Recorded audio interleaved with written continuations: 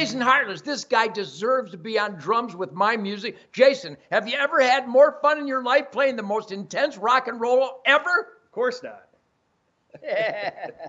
So I have Jason Harless from Detroit. Now, how old are you now, Jason? 28. 28, yeah. Just a child. I was already conquering planet Earth before he was born. You were born in Detroit, so immediately you were bombarded with this inescapable, soulful music, not just the rock and rollers of Detroit. You know, back when you were born, I was already the #1 band on the planet. But Bob Seger and the MC5 and Brownsville Station and the incredible Grand Funk Railroad, are you kidding me? And the Motown Funk Brothers. So here's this white dude born within the vortex of this powerful, inescapable music. Why and when did you decide to not just enjoy listening to it, but to actually create it? Well, honestly, you know, I grew up in a musical family. My dad was a professional musician, so There's Dad over there working on it. Nice to see you, Dad. There's Dad. Let's show Dad. Dad's helping get all these records. There he is.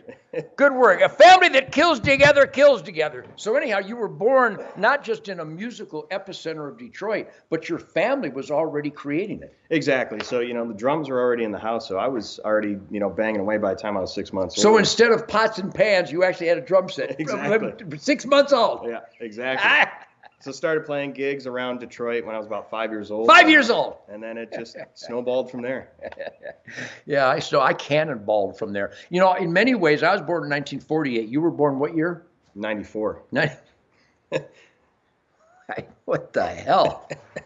I was on my fifth career. Spirit of the Wild came out in 94, I think. Spirit of the Wild. We just got done this special edition vinyl that Jason's production company has created. Just a great record. Again, Michael Lutz, Denny Carmassi, is that right? Mm-hmm. And Gunnar Ross played on Fred Bear, God rest his soul. But just a great bunch. Derek St. Holmes, just unbelievable. Michael Lutz.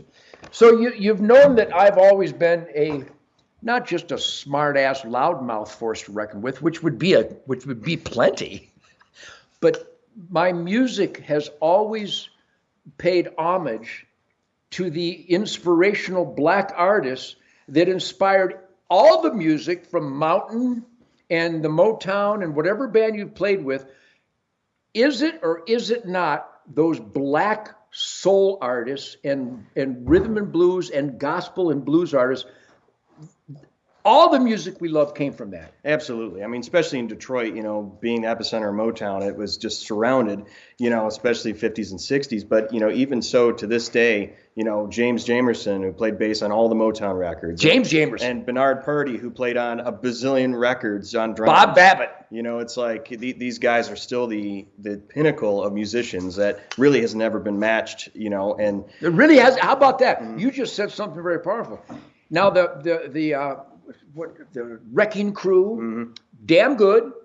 We could name a lot of the guys in the Wrecking Crew. Hal Blaine, Tony. Hal Blaine on drums, yeah. And then the guys from Alabama, what is the name? Muscle Shoals. Yeah. So Stax Volt. But you're right. I just celebrated some of the greatest musical forces ever, but no one has ever beat the Funk Brothers. Absolutely not. You know, there was a quality of that music. You listen to all those Motown records that just there's a grit and there's a rawness that just no one can compare. You know, Phil Spector in L.A. attempted to and he did his own thing, but he couldn't beat the Funk Brothers. Exactly. So I've always celebrated the Funk Brothers, and if you don't know who the Funk Brothers are, get out of here. Go figure it out. They were the musical force that played on, I suspect, billion sellers, records that have sold billions of copies. Robert White on the guitar, who played a big hollow body Gibson guitar, not a Birdland, but a Super 400. But what Billy Lee and the Rivieras, that turned into Mitch Ryder and the Detroit Wheels, with Johnny Bonangic on drums, Earl Elliott on bass guitar, Rob Kubik on rhythm guitar through a Fender Pro Reverb and a Cherry Gibson ES335. Billy LeVice wrecking 6 tambourines on the Electro Voice 664 every song, and Jimmy McCarty Jimmy McCarty, at the time out of Gibson Birdland, went to a Gretsch Country Gentleman, and then he went to a Les Paul. And Jimmy's still out there, and Johnny Benadryk. But let's delve into that. I've done it before. But the Motown Funk Brothers created an inescapable groove. And don't we always, you and me and my band, every night before we go on stage, we put our fists together. And Motown Funk Brothers. Because if the music doesn't have a sexy groove, a tightness, James Brown, Motown, the Stax Volt, Booker T and the MGs, those bands, the Wrecking Crew. If it doesn't have a groove, it'll never connect with the listener the way a band that is dedicated, and that goes right to work ethic. So here you are, you're how old now? 28. 28. You've been doing it since you were 3. I started when I was about 6. I started playing guitar at like 6, and I took lessons at the Capital School of Music on Grand River. And there was another school of music called the Royal School of Music that I took a half year's lesson, but I think I pissed the guy off because I wanted to play honky tonk. He wanted me to read these notes. My point is, so here you are, 28, you've been doing it all your life. You still have a riot. Do it. You can't wait to get behind those drums. What kind of drums do you play? What's the name of the? Pearl. Yeah. Pearl drums. Jason Harless on Pearl drum. So what is that avidity? Avidity is a noun. Extreme exuberance. You are in my band because you have avidity. You can't wait to play that lick I just played, Gonzo. We'll play Gonzo, our set list. What kind of songs have I created? But you still love playing this music, don't you? Oh, of course. I mean, yeah, I've been with Ted for 8 years now. You know, wow. It's every single show, the hundreds of shows we've done. It's just it's you can't describe it. You know, the energy and just musical fulfillment that it brings.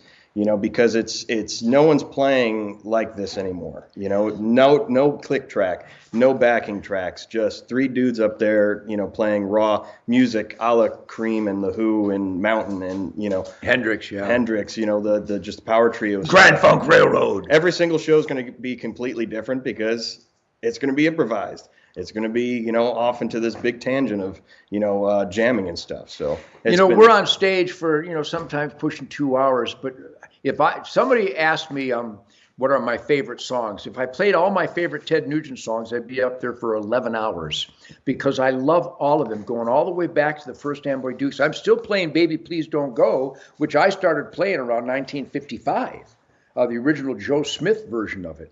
And then Van Morrison's band, Them did it. And eventually AC/DC did a version of Baby Please Don't Go. Aerosmith did a version of Baby Please Don't Go. The point is that I had a record out a few years back called The Music Made Me Do It.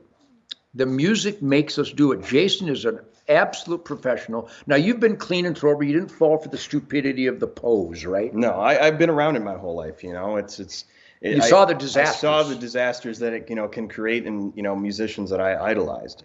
Well, talk about your introduction with Corky Lang from Mountain and Leslie West and Felix Pappalardi.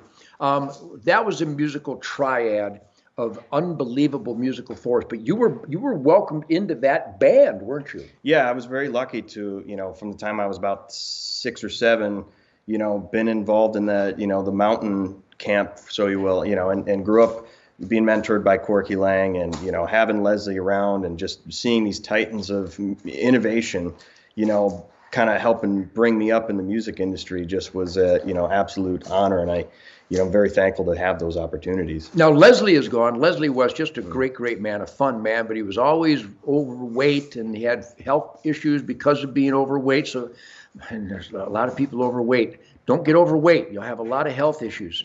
And we lost Leslie a few years ago. Now, Felix Pappalardi is still alive? No, his wife shot him. His wife shot him 45 years ago. His wife shot him? Yeah. Well, that's not good. That's worse than drugs. Felix Pappalardi's wife shot him. Yep. That's not good. So Corky Lang, the drummer, he's still alive and well. He's still playing, right? Yeah, absolutely. Yeah, he's tours around the world, Finland, and everything. And it's great to have him still keeping going. I didn't mean to laugh that Felix Pappalardi got shot by his wife, but I didn't know that. I didn't even know they were gun people. Here's a couple things. Don't get overweight and don't shoot each other. Just an idea. So I got to tell you, Jason, we have announced that this is the Ted Nugent Adios Mofo 23 tour. It's extremely bitter and extremely sweet because I love the music, but you know me, hotels are jail for me. So I want to thank you for being here all these years. You put your heart and soul into every song, every night, every lick, even when I shout out changes in arrangement spontaneously on stage, just to see if these guys are actually paying attention. And this year, Greg Smith is off with the Turtles on a wonderful tour all summer.